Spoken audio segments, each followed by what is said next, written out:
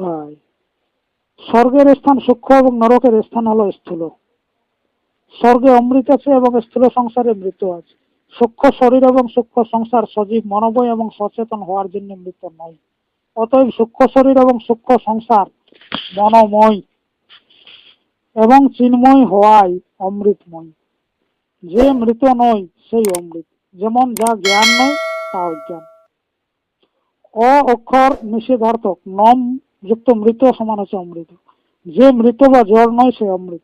স্থূল সংসার এবং স্থূল শরীর জড় তত্ত্বে গঠিত, মৃত তত্ত্বে গঠিত এবং সূক্ষ্ম শরীর তথা সূক্ষ্ম সংসার জড় তত্ত্বে গঠিত নয়।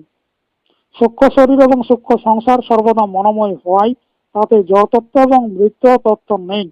অতএব সূক্ষ্ম শরীর এবং সূক্ষ্ম সংসার সর্বথা এবং সর্বাংশে অমৃতময়। জড় মৃত, গতিহীন এবং স্বভাবেই গতিহীন হওয়ার কারণে স্বভাবেই বদ্ধ, কিন্তু এই চেতন গতিমান হওয়ায় স্বাভাবিকভাবেই মুক্ত। জড় শরীর বা জড় সংসার স্বাভাবিক বা স্বভাবে গতিহীন হলেও চেতন জীবের যোগে গতিমান হয়ে যায়।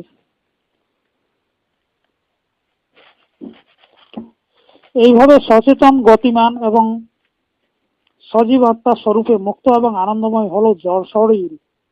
জড় বিষয় এবং জড় সংসারে যোগ হওয়ার কারণে চেতন হয়েও বদ্ধ এবং দুঃখী হয়েও মুক্তি থেকে দূরে গিয়ে পড়েছে। জড়তার সম্বন্ধ হলো অজ্ঞান, দুঃখ, বন্ধন এবং অশান্তিতে। এভাবে চেতনতা, সজীবতা বা আত্মার সম্বন্ধ হলো জ্ঞান, আনন্দ, মুক্তি এবং শান্তিতে। মানুষ কোন উপায়ে আসল মুক্তি, প্রকৃত আনন্দ এবং বাস্তব শান্তির ভাগী হতে পারে পূর্বোক্ত জ্ঞানের উপর খুব বিচার করলে বা করে এবং আসল আধ্যাত্ম জ্ঞান ও আধ্যাত্ম বিদ্যার জ্ঞাতা সৎগুরুর সৎসঙ্গ করে ভালোভাবে জানতে পারে। মুক্তি, শান্তি, অদ্বৈত এবং অমৃতের স্থান। এখন আপনি সহজেই বুঝতে পারছেন যে মনোময় সূক্ষ্ম শরীর এবং সূক্ষ্ম সংসারে কেন মুক্তি, অশান্তি, স্বতন্ত্রতা, অমৃত এবং আনন্দের স্থান আছে। অশান্তি কলহ থেকে উৎপন্ন হয় এবং কলহ সেখানে হতে পারে যেখানে দ্বৈত আছে, অর্থাৎ যেখানে এক থেকে অধিক আছে, নিজ নিজ থেকে আলাদা।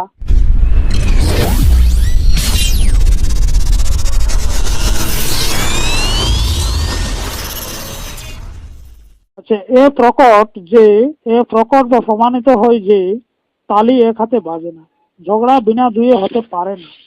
সূক্ষ্ম শরীর এবং সূক্ষ্ম সংসার দ্বৈতের উপরে, সেখানে দুয়ের অধিক কে বলে? আচ্ছা, দুইও হয় না। দুয়ের অধিক কে বলে? দুইও হয় না। সূক্ষ্ম সংসার প্রত্যেক ব্যক্তির আলাদা আলাদা হয়। এক ব্যক্তির সূক্ষ্ম সংসারে অপর ব্যক্তির কোনো সম্বন্ধ হয় না। যেমন এক ব্যক্তির স্বপ্ন সংসারে অপর ব্যক্তির স্বপ্ন সংসারের কোনো সম্বন্ধ হয় না। সেখানে একের স্বপ্ন সংসারে সমুদ্র, তাতে সে ডুব দিয়ে থাকে, তো অপর সেখানে পাশে শোয়া ব্যক্তি নিজ সংসারে দেখে থাকে যে চারদিক পর্বতেই পর্বত, এবং সে নিজ স্বপ্ন সংসারে এক পর্বতের উপর চলে থাকে।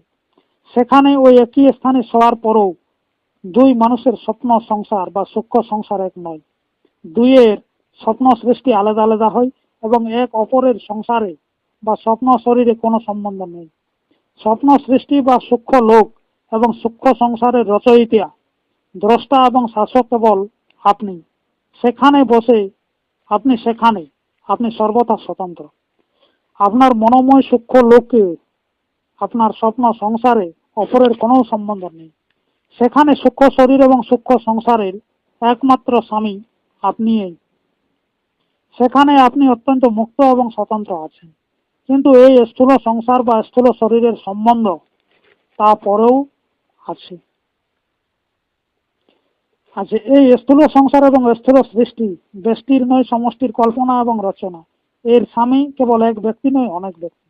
স্থূল সংসারের উপর সমষ্টি আত্মার শাসন আছে, কেবল এক ব্যক্তি নয়, এক ব্যক্তির নয়, সমষ্টির সৃষ্টি। অতএব এতে পূর্ণরূপে পরিবর্তন বা এর পূর্ণরূপে নাশ এক মানুষ করতে পারে না। কিন্তু সূক্ষ্ম শরীর এবং সূক্ষ্ম সৃষ্টি বা সূক্ষ্ম লোক সর্বদা আপনার অধীন। অতএব আপনি তাকে যে রূপে চান ওই রূপেই বানাতে পূর্ণ স্বতন্ত্র, পূর্ণ মুক্ত এবং পূর্ণরূপে অদ্বৈত থেকে পূর্ণানন্দের উপভোগ করতে পারেন। এই সূক্ষ্ম শরীর এবং সূক্ষ্ম লোক সর্বদা মনোময় হয়, সেই জন্য এ সর্বদা ওই রূপেই হবে যেরূপ আপনার বিচার।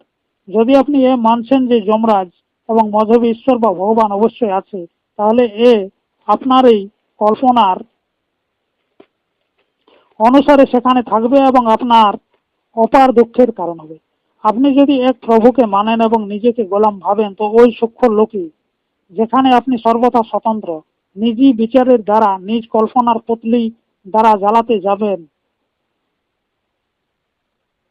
এবং মুক্তের জায়গায় পরতন্ত্র ও সুখের জায়গায় দুঃখ বানিয়ে দেবেন। অতএব এইরূপ অভ্যাস করুন যে যাতে গোলামি এবং দ্বৈত এইসব বিচার হৃদয় থেকে সর্বদা বের হয়ে যায়। এর জন্য মুনির আসল যোগ সাচ্চা সাধন এবং পরম সত্য, পরম স্বতন্ত্র এবং অত্যন্ত নিরপেক্ষ বিচারের অভ্যাস করতে হবে।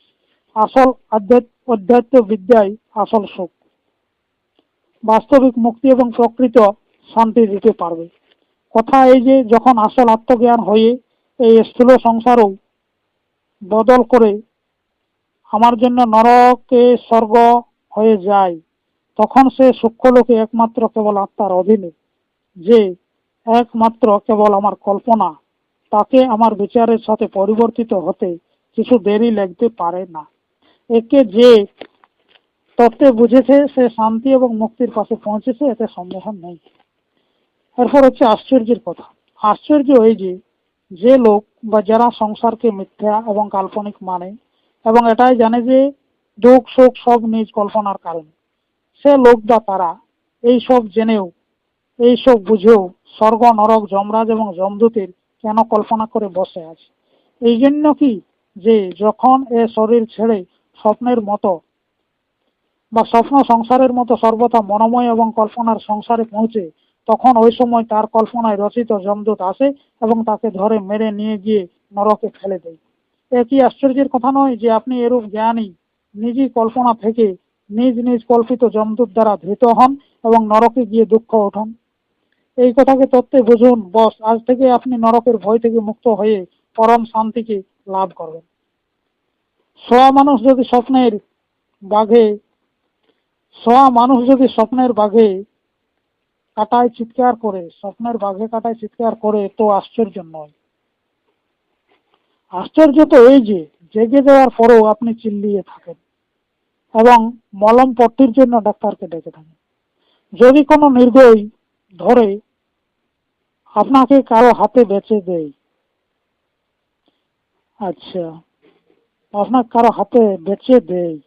এবং একজন আপনাকে খরিদ করে নিজ গোলাম বানিয়ে নেয়, তো এরূপ দশায় যদি আপনি বুদ্ধিমান হয়েও গোলামি থেকে মুক্তির উপায় না করেন, তো অত আশ্চর্যের কথা নয়। কিন্তু অনেক বড় আশ্চর্য তো এই যে আপনি নিজ থেকে নিজেরই কল্পিত এবং নিজেরই বানানো স্বামীর গোলাম হন এবং তা থেকে ছাড়ার চেষ্টা না করেন এবং হাত জোড় করে প্রার্থনা করেন যে হে স্বামী, তুমি আমায় জন্মান্তর পর্যন্ত গোলামি বানিয়ে রেখো বা থাকো। এরূপ অবস্থায় তুমি নিজ শান্তি এবং মুক্তির হত্যা নিজেরই হাতে করে থাকো। এ কত আশ্চর্যের কথা! কোন নির্দয় মানুষ যদি কোনো পক্ষীকে ধরে তাকে বিবশ করে পিঞ্জরায় ঢুকিয়ে দেয় এবং তাকে বন্ধ করে দেয়, তো কোনো আশ্চর্য নয়। কিন্তু আশ্চর্য এই যে এই মানুষরূপী পক্ষী স্বয়ং পিঞ্জরায় এসে পিঞ্জরায় বদ্ধ হয়ে গেছে। যদি কোনো চেতন কাউকে ধরে নেই, তো কোনো আশ্চর্য নয়। আশ্চর্য তো এই যে জড় চেতনকে ধরেছে, চেতন চিৎকার করছে। সবচেয়ে বড় আশ্চর্য এই যে যার জন্মই হয়নি তাকে সবচেয়ে বড় মানা যাচ্ছে, যা কোথাও নেই তা সর্বব্যাপক মানা যাচ্ছে।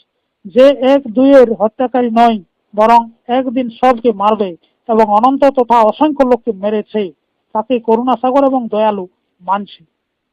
আশ্চর্য এই যে সংসার যাকে আজই এখনই বা এখন নিজ হাতে বানানো, এখন বা বর্তমানে নিজের হাতে বানালো, তাকে সংসার নিজ পিতা